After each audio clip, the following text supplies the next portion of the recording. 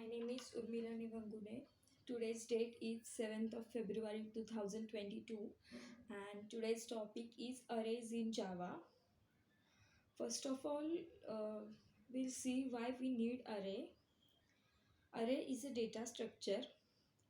Suppose we have to create or declare one or two variables in Java, then it is possible by using single line code or two lines of code. But when we want to uh, perform or execute operations on huge amount of the data, like we have to declare thousands of variables and thousands of characters, then it is not possible by using single line. It is very lengthy code by using or by declaring a single variable. In order to reduce that drawback, arrays are invented. Array is nothing but a data structure which is used to store similar kind of data. We can also say that array is an object, and we can prove this line by following explanation. Suppose in order to create the array, we write syntax such as int array brackets square brackets equal to new int and in bracket size. So when we use new keyword, then it is nothing but we are creating a object. So hence it is proved that array is nothing but an object. There is advantage of array such as we can reduce a line of code as well as uh, our time also. And but there is one disadvantages of array, that is array is fixed in size. That means when we once declare or define array and we have given size, then we can change this. We can't change the size dynamically. So this is very important disadvantages of array. And there is a array list or collection concept. By using that collection concept, we can reduce that drawback, that is array is fixed in size. So we can create one dimensional or multi-dimensional array. In multi-dimensional array, we can create matrix and perform operation on it. In single dimensional array, we can create a single list of similar kind of data.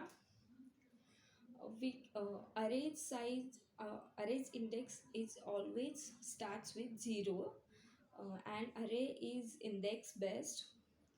We can retrieve the element of array, or we can say we can retrieve random element of array as array is index based.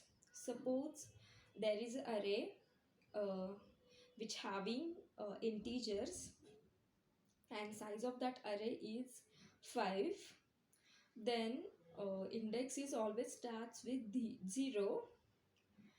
If we want to access the element or third element of array, then we can give queries such as